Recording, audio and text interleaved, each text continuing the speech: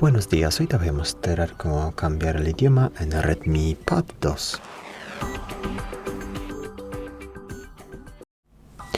Para empezar abrimos la aplicación Ajustes y luego en Ajustes aquí a la izquierda abrimos la pestaña Ajustes adicionales.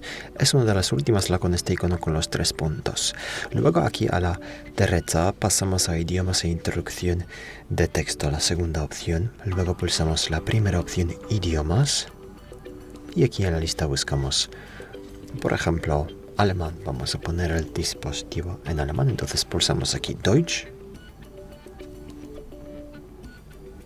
Y luego al pulsar atrás puedes ver que así acabamos de cambiar el idioma de sistema. Muchas gracias por ver el vídeo, te comentario abajo, suscribirte al canal. Hasta luego.